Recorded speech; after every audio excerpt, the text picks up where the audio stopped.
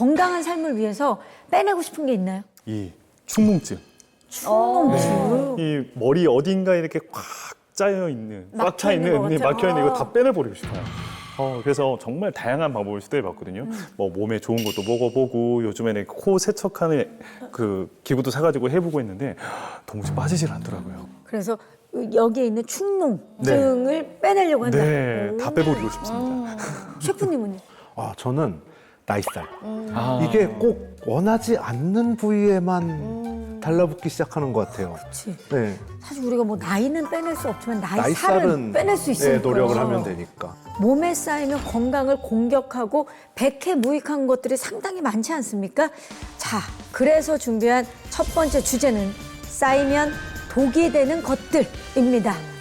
자, 역사 속 사람들은 어떤 것 때문에 건강에 위협을 받았을지 궁금하지 않으세요? 궁금해요. 궁금하죠. 이창용 도슨트께서 네. 자, 치명적인 걸 몸에 쌓아두고 지냈던 예술가 이야기를 좀 해주신다고요? 그렇습니다.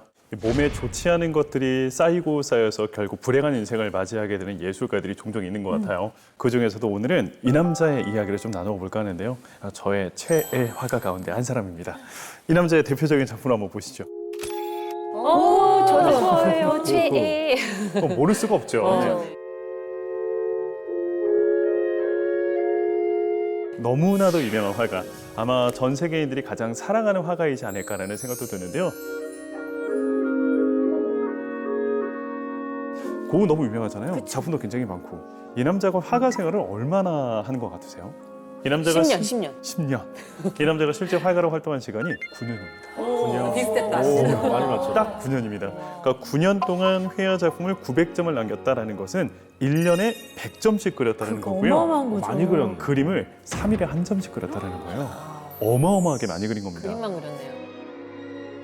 그런데 이 남자가 이렇게 열정적으로 그림을 많이 그렸던 데에는 여러 가지 이유가 있다라고 많은 학자들이 이야기를 하거든요. 작품을 보시면서 좀 이야기를 나눠보시면 좋을 것 같아요. 탁자 위에 무언가가 놓여져 있어요. 이게 혹시 뭔지 아시는 분 계실까요? 눈은 왜 레몬즙으로 보여? 레몬즙. 그렇게 보실 수 있습니다. 탄산수 같기도 한데. 탄산수 같기도 하고요. 일단 고흐가 너무나도 사랑하고 집착했던 것 가운데 하나입니다. 뭐 술이겠네. 술입니다. 바로 왠지. 압생트라고 하는 술이에요. 이 압생트 한 번쯤은 들어보신 적이 있으실 거예요. 19세기 몽마르트에서 굉장히 유행했던 술입니다. 왜 그토록 예술가들이 이 압생트라고 하는 술을 좋아했을까? 이유가 있습니다. 일단 가격이 쌉니다. 네. 한 잔 가격이 그때 당시 10성팅 정도 했다고 해요. 그러니까 지금 돈으로 치면은 한 잔에 1,000원밖에 안 합니다. 근데 도수가 높아요. 오, 그렇죠. 아무리 낮아도 40도, 평균 70도 정도 했습니다. 70도. 70도짜리 술이에요. 어마어마하게 도수가 1,000원에? 높아요. 그런데 1,000원이에요. 그러다 보니 가성비가 좋네요. 일단 한 잔 마시면 금방 취합니다. 재밌는 점이 여기 압생트 안에는 그 쑥으로 보통 증류를 하거든요. 그래서 그 쑥 성분이 이제 많이 들어가 있는데 여기는 투존이라는 성분이 섞여져 있어요. 투존. 이게 정신 착란을 좀 많이 일으킵니다. 그래서 투존이 들어가 있는 압생트를 마시게 되면 환각 증상이 좀 같이 동반되기도 했었다라고 해요. 많이 마셨을 경우에. 그런데 이 압생트라고 하는 술을 너무 많이 마시다 보니까 이 고흐가 나중에는 알코올 중독에 이제 빠져들게 되었고, 알코올 중독에 빠지고 난 이후에 보였던 이 환각 때문에 이 다양한 아름다운 그림들을 그렸던 것이 아니냐라고 추정하는 사람들도 있습니다. 그런데 고흐가 이 압생트만큼이나 또 심취했던 게 한 가지가 더 있어요. 또 있어요. 바로 담배입니다. 담배. 이 남자 술과 엄청난 담배. 벤치였거든요. 그런데 이 남자가 술에도 빠져 있었고 담배도 빠져 있었지만 거기에 더해 너무나도 집착처럼 매달렸던 것이 한 가지가 더 있습니다. 고흐가 가장 왕성하게 그림을 그렸던 시절이 바로 이 그림을 그렸던 아르 시절입니다. 프랑스 남부 아르리라는 지역에 1888년 2월 고흐가 내려가서 대략 한 400일 정도 활동을 하게 되거든요. 이때 1년 조금 넘는 시간 동안 그렸던 그림이 300점이에요. 고흐가 이때 가장 많이 사용했던 색이 바로 노란색이었어요. 보시면 지금 해바라기 정물화에도 그리고 밤의 카페 테라스에도 그리고 아래 별이 빛나는 밤이라는 작품에도 이 별빛을 지금 노란색으로 표현하고 있는 것을 확인하실 수가 있는데요. 고우는 이 노란색에 빠져들기 시작합니다. 노란색. 그리고 집착처럼 이 노란색을 막 구분해 나가기 시작해요. 그때 당시 기록에 따르면 고흐는 이 노란색을 총 18가지로 나눠서 구분을 지었었다고 해요.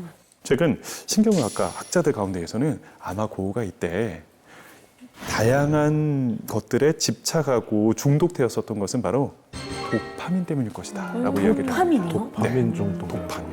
이 도파민이라고 하는 것은 일종의 호감 호르몬이라고도 이야기를 하잖아요. 반대로 충동 호르몬이라고 불리기도 한다라고 해요. 그러니까 뭔가 만족스러운 일을 경험하고 난 이후에는 그것을 갈망을 하면서 이 도파민을 막 불러일으킨다라고 해요. 아마도 고흐가 술이라든지 담배라든지 아니면 그림에도 이렇게 집착처럼 많은 그림을 그리고 색을 많이 구분했었던 이유도 전부 다 이 도파민 때문이지 않을까라고 의심하는 학자들이 있다라고 합니다. 아니 이 집착과 중독이 도파민 때문일 수 있다. 그 자체가 굉장히 흥미로워요. 네.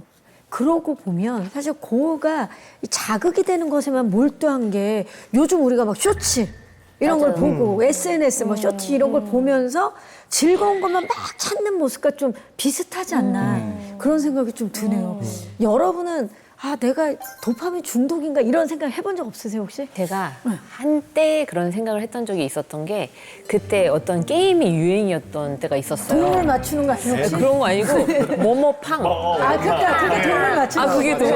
그게 정말 하셨어요? 저도 했죠. 했어요? 아니 제가 그거 했을 때는 진짜 눈 뜨면 핸드폰부터 찾아서 그거를 할 정도로 그것만 한 거예요. 또 이제 지인분들도 같이 막 점수가 나보다 올라가면 또 안 돼 이러고 경쟁과 막 하고 예, 성취와. 그 당시에 제가 그 팡에 꽂혀가지고 진짜 몇 달을 그러다가 이제 나는 이제 절 끝내야겠다 하고서 이제 아예 탈퇴한 적이 있었죠.